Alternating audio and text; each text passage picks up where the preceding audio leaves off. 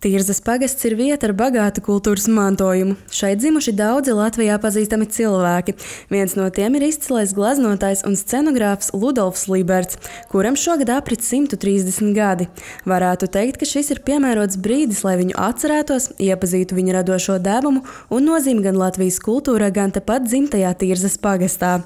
Turklāt viņa dzīves un darba liecības ar patiesu interesi izzina arī Tirzas pagasta attīstības biedrības valdes priekšsēdētājs Nils Strējs. Tas vienkārši ir ļoti interesanti pašiem. Man, piemēram, arī tā biogrāfija viņam ļoti raiba. Ir dažādos karos piedalījies, dažādos laikos gleznojis gan Latvijā, gan pēc tam trimdā. Un tas vienkārši ir ļoti interesanti. Tas ir galvenais motivators. Turklāt viņa ieguldījums šajā vietā ir redzams arī mūsdienās. Ludolfs Liberts izstrādāja krāsu toņu paleti Tirzas baznīcas interjeram, un pēc viņa 30. gadu scenogrāfijas veidotājs Lauras Vecmanes mākslas darbs šobrīd rotā arī Tirzas kultūras namu. Mums katram mājās ir veci albumi, un man ir vecmammas albums, kurā es atradu un jau iepriekš ātrāk prasīju savai kaimiņienei, kura arī ļoti gados. Kas tā par bildi ir? Mani kaut kā fascinēja tieši tas skatuves teiksim, attēlojums, kas ir aiz dejotājiem, aiz muguras. Viņa skatījās, viņa teica, jā, re, kur tur man arī tāda, tur ir rakstīts, ka tas Libertiņš no Tirzas, tas Libertiņš, kurš toreiz bija jauns, un tagad ir pagājuši 100 gadi kopš Liberta darba.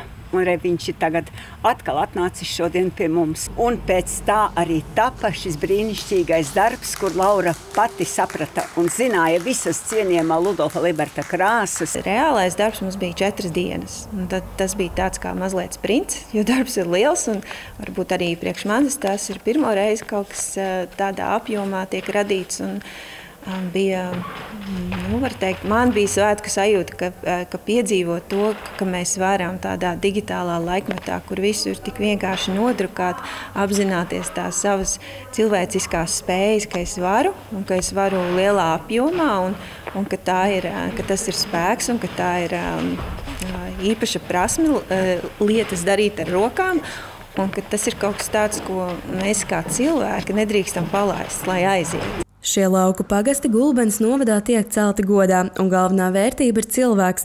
Tieši tāpēc arī šo svētku ietveros Tirzas pagastā īpaši sveica pašus mazākos, jaunos pagasta iedzīvotājus. Šoreiz tie bija 4 mazuļi, kas pēdējā gada laikā nākuši pasaulē un kļuvuši par daļu no Tirzas saimes. Mēs ļoti lepojamies ar to un saprotam to, ka šie jaunie iedzīvotāji mums ir kā Tirzas pagastā nākotnes nesēji, kuplinātāji, cildinātāji.